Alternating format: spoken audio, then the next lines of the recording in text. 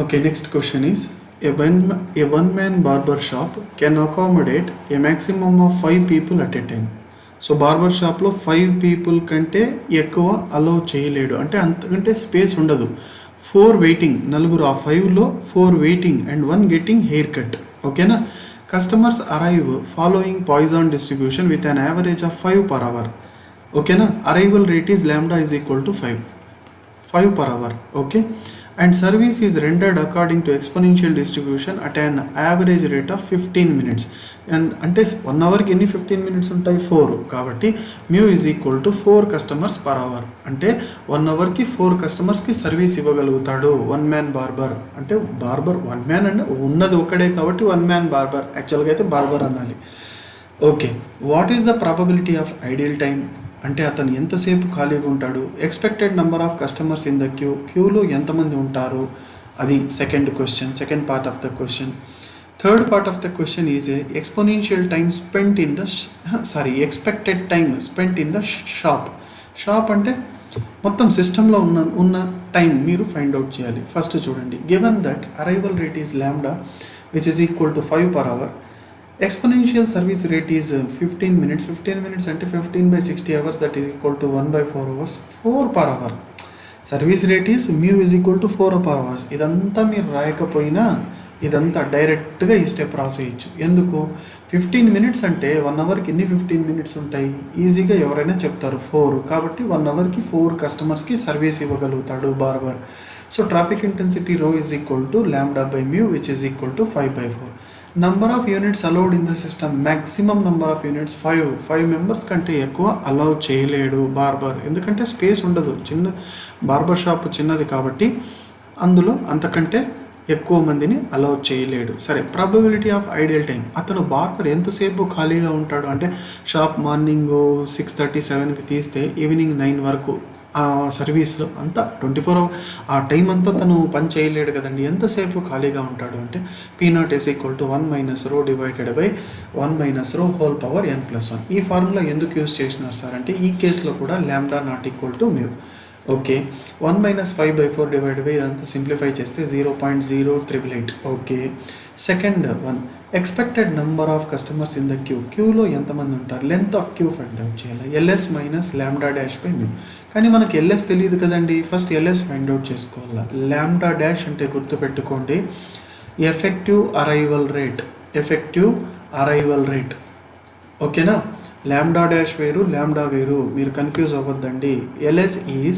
LS ఎందుకు sir ఈ formula రాసుకున్నారు అంటే ఈ ఫార్ములా ఎందుకు రాసుకున్నారంటే హియర్ రో నాట్ ఈక్వల్ టు 1 అంటే lambda not equal to mu. Lambda equal to mu అయితే రో వాల్యూ ఏమవుతుంది? 1 అయిపోతుంది, బికాజ్ 2 క్యాన్సిల్ అయిపోతే 1 అయిపోతుంది. సో ఈ సింప్లిఫికేషన్ ప్రాసెస్ నేను మీకు చెప్పాను ఎందుకు, ఎలాగో మీరు క్యాల్సిలో చేస్తారు ఈ సింప్లిఫికేషన్. డైరెక్ట్లీ మీకు ఈ వాల్యూ వచ్చేస్తుంది. LS ఎంత వచ్చింది? 3.1317. సరే, ఇప్పుడు ఫార్ములాలో మీరు బాగా అబ్జర్వ్ చేస్తే LS తెలుసు, కానీ లాంబ్డా డాష్ బై మ్యూ కావాలి కదండి. లాంబ్డా డాష్ బై మ్యూ అంటే ఆ ఫార్ములా లాంబ్డా డాష్కి నేను చెప్పినాను 5th పాయింట్, మీ క్యారెక్టరిస్టిక్స్లో 5th point lambda dash value ఉంది. ఆ మ్యూ ఆ సైడ్కి వెళ్ళిపోతుంది. లాంబ్డా డాష్ బై మ్యూ ఎంత సార్ అంటే 1 - P0 అంటే ఐడియల్ టైం ఉంది కదండి. బార్బర్ ఎంతసేపు ఐడియల్గా ఉంటాడో అది సబ్ట్రాక్ట్ చేస్తే లాంబ్డా డాష్ ఎంత by mu, lambda dash by mu ఎంత 0.9112. ఇప్పుడు ఎల్క్యూ ఇదే కదండి సెకండ్ క్వశ్చన్ ఫైండ్ అవుట్ చేయమన్నారు. మరి ఇది చేయకుండా మరి పైన అదంతా ఎందుకు చేసినాం సార్ అంటే LS కావాలి మనకు, అలాగే lambda dash by mu 2 values కావాలి, అందుకే అదంతా చేసిన తర్వాత సబ్ట్రాక్ట్ చేస్తే వచ్చేటటువంటి value. Third part of the question is expected time spent in the shop అంటే waiting time in the system అన్నమాట. షాప్లో బార్బర్ దగ్గర ఒక 15 minutesే, కానీ పోయిన వెంటనే తను ఖాళీగా ఉండడు కదండి. ఎంతసేపు వెయిట్ చేయాల్సి ఉంటుంది కస్టమర్ షాప్లో అంటే చూడండి LS by lambda dash. LS అంటే మనకు తెలుసు, లాంబ్డా డాష్ అంటే తెలుసు, కానీ ఇక్కడ లాంబ్డా డాష్ మన దగ్గర లేదు. లాంబ్డా డాష్ బై మ్యూ ఉంది. Lambda dash by mu value ఎంత? 0.9112. లాంబ్డా డాష్ కావాలంటే మ్యూతో మల్టిప్లై చేయాలి 0.9112ని. మ్యూ ఎంత? 4. అందుకే నేను ఇక్కడ లాంబ్డా డాష్ వాల్యూ ఎంత రాశాను? 4 × 0.9112. ఇది సింప్లిఫై చేస్తే 0.8592 hours. ఓకేనా. సిమిలర్లీ WS మీన్స్ బాగా అబ్జర్వ్ చేయండి. WS means waiting time in the system అంటే సిస్టంలో అంటే బార్బర్ షాప్లో ఎంటర్ అయ్యి మళ్ళీ సర్వీస్ తీసుకొని బయట వచ్చేంత వరకు ఎంత టైం అవుతుంది అంటే టోటలీ 51.552 మినిట్స్ అవుతుంది. ఎందుకు సార్ ఇక్కడ 60తో మల్టిప్లై చేసినారు? ఎవరికైనా డౌట్ వస్తుంది ఇక్కడ. ఎందుకు అంటే ఇది అవర్స్లో ఉంది, మనకు మినిట్స్లో కావాలి అంటే ఇంటూ 60 చేయాలి. ఇంటూ 60 చేస్తే you will get 51.552 minutes. Approximately మనం దీన్ని 52 మినిట్స్గా రాసుకోవచ్చు, కానీ అది రాయాల్సిన అవసరం ఏం లేదు, అక్కడికే వదిలేసేయండి. ఓకేనా? సో నెక్స్ట్ క్వశ్చన్ బాగా అబ్జర్వ్ చేయండి. ఈ క్వశ్చన్ థర్డ్ క్వశ్చన్ డిఫరెంట్గా ఉంది ఇక్కడ, మీరు బాగా అబ్జర్వ్ చేయండి. At a railway station only one train is handled at a time. Only one train is handled at a time. The railway yard is sufficient only for 2 trains to wait, while the other is given signal to leave the station. Trains arrive at the station at an average rate of 6 per hour. Arrival rate is 6. So ikkada arrival rate entandi 6 per hour, and the railway station can handle them on an average 6 per hour. So ikkada service rate kuda 6 and service rate ante mu kuda 6 అలాగే arrival rate కూడా 6. Assuming poison arrivals and exponential service distribution, find the number of trains in the system. సిస్టంలో ఎన్ని trains ఉన్నాయి. Also find the average waiting time of a new train coming into the add. Also find average waiting time of a new train coming into the ad. If that handling rate is doubled, how will the above results are modified? So 2 parts ఉన్నాయి క్వశ్చన్లో, బాగా observe చేయండి.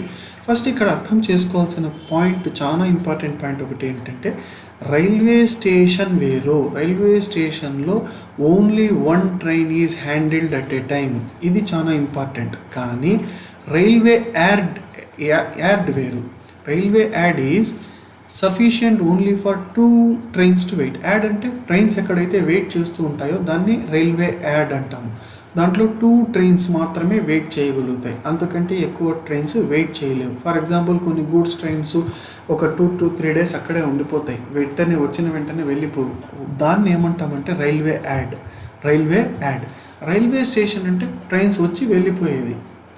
అక్కడ only one train is handled at a time, అది చాలా important. Lambda value is arrival rate is 6.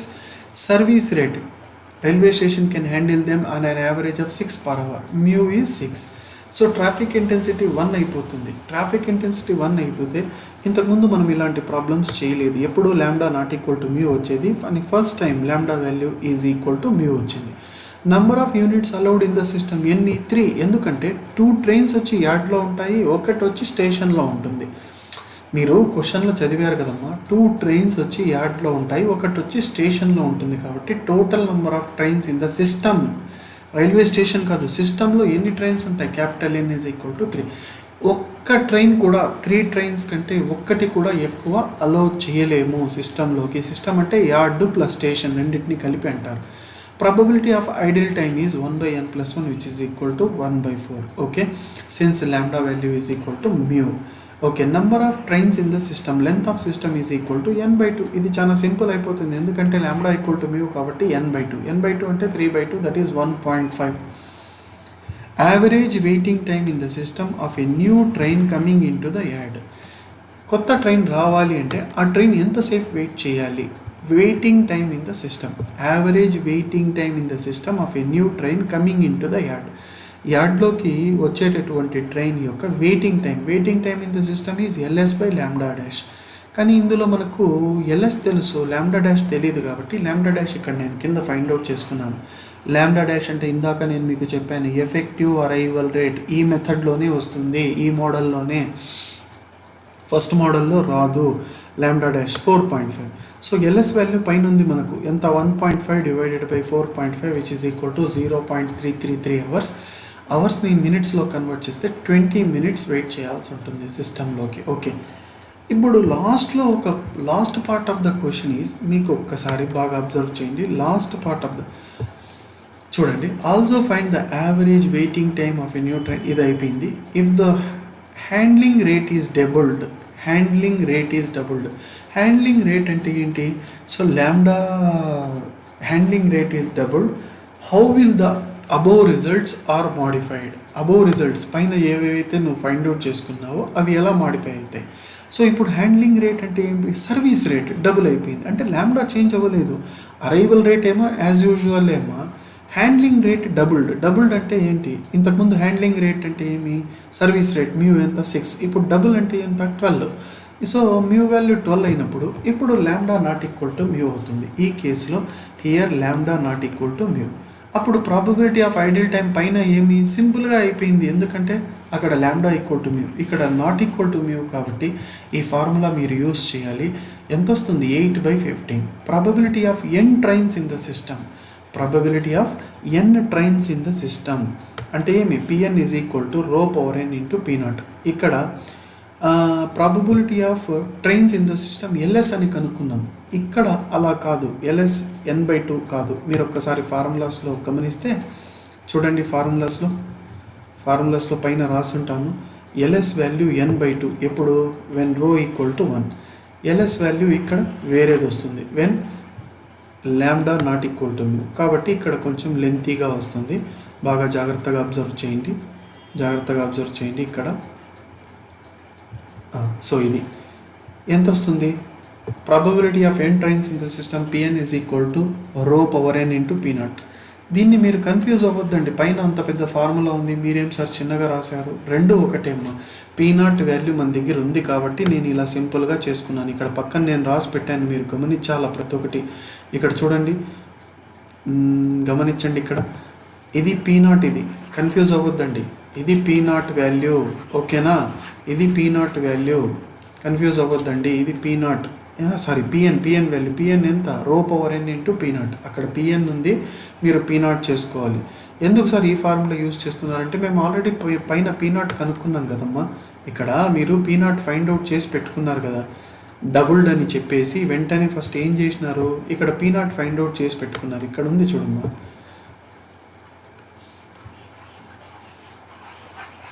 Just 1 minute, ఇక్కడ కాదు ఇంకొంచెం కింద, ఇక్కడ పీ నాట్ మీరు ఫైండ్ అవుట్ చేసి పెట్టుకున్నారు చూడండి, ఇక్కడ ఉంది పీ నాట్,